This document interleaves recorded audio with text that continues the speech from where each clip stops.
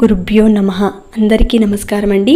రేపు గురువారం రోజున మీ కష్టాలన్నీ తీరిపోవాలంటే బాబాగారి మందిరంలో ఒక చిన్న పని చేసి రండి. మీ జీవితమే మారిపోతుంది. ఎందుకంటే నమ్మకంతో చేసే ఏ ప్రయత్నమైనా సరే భగవంతుడు స్వీకరిస్తారు. కాబట్టి ప్రతి ఒక్కరూ మర్చిపోకుండా మనసులో ఉన్న కోరికలు చెప్పుకుంటూ బాబాగారి మందిరంలో దుని దగ్గర ఒక చిన్న దీపాన్ని వెలిగించి మీ కష్టం చెప్పుకొని ఈ మంత్రాన్ని చెప్పుకుంటూ దుని చుట్టూ తిరగాలి. పరమం పవిత్రం బాబా విభూతిం, పరమం విచిత్రం లీలా విభూతిం, పరమార్థ ఇష్టార్థ మోక్ష ప్రదాతం బాబా విభూతిం ఇదమాశ్రయే అనే మంత్రాన్ని చెప్పుకుంటూ మీ మనసులో కోరిక చెప్పుకుంటూ దుని చుట్టూ తిరిగినట్లయితే మీ మనసులోని బాధలన్నీ కూడా ఆ భగవంతుడు స్వీకరించి తక్షణమే తొలగించడానికి ప్రయత్నం చేస్తాడు. అలాగే మీకు చేతనైతే ఏదైనా ప్రసాదం పట్టుకెళ్ళి అక్కడ పంచవచ్చు.